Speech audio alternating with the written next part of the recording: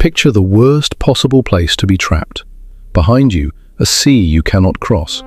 Ahead of you, no, behind you now too, an army. This is exactly where an entire nation found itself on one particular night.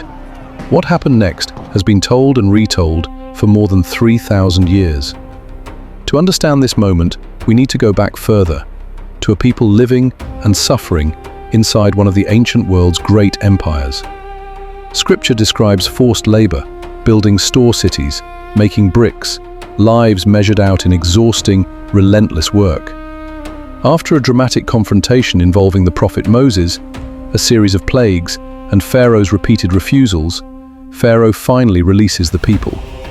Scripture tells us Pharaoh and his officials asked themselves a simple, practical question. What have we done? God directs Moses to make a strange choice, to camp in a position that will look, to Pharaoh, like a fatal mistake. The Israelites look up and see the Egyptian army bearing down on them. They cry out in terror. Some of them, in their fear, even say it would have been better to stay slaves in Egypt. Moses' response is one of the most quoted lines in the entire account. Do not be afraid. Stand firm, and you will see the deliverance the Lord will bring you today. Stand firm and move forward, both, somehow, at once. The pillar of cloud that had been leading them now moves behind them, standing as a barrier between the two camps. Then Moses stretches his hand out over the sea, exactly as God instructed. The waters are divided. A path opens where, hours earlier, there had only been open sea. The Israelites walk through on dry ground, walls of water on their right and their left. Seeing the path, the Egyptian army follows them in, chariots, horses, soldiers, driving straight into the same corridor of dry ground. And that's when everything goes wrong for them. The Egyptians themselves begin to realize what's happening.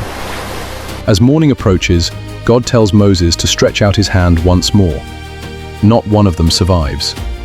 Scripture is careful here to note the emotional and spiritual weight of the moment. Israel saw the great power God had displayed. What follows is one of the oldest pieces of poetry in the entire Bible. Fear, in the space of one night, has turned into worship. Now, here's where we need to be honest about something. This is one of the most historically debated moments in the entire Bible. The earliest known reference to Israel outside the Bible comes from an Egyptian victory monument called the Merneptah Stele. Excavations at a site called Tel el-Dabba, ancient Avaris, have uncovered a substantial settlement of people of West Semitic origin. Excavations at Qantir, identified with the ancient city of Pi-Ramesses, confirm a major royal residence. But here's the honest state of things. No Egyptian text directly describes the Exodus narrative itself. Even the location of the crossing itself remains genuinely uncertain. Sea of reeds. Interestingly, the text itself specifies a natural mechanism alongside the miraculous claim. A strong east wind, all night. So where does that leave us? Honestly, without a fully settled answer. Strip away the historical debate for a moment, and this account offers lessons that remain sharp. Second, stand firm and move forward were never contradictions. Third, remembering deliverance matters as much as experiencing it. Most of us will never stand on an actual shoreline with an army behind us, but plenty of us know what it feels like to be caught between two impossible options. We know what it's like to cry out honestly in a moment of fear, rather than pretending we're fine. We also know what it's like to need to move forward before we can see exactly how things will work out. There's something worth holding on to in how this story ends, not just with survival, but with song.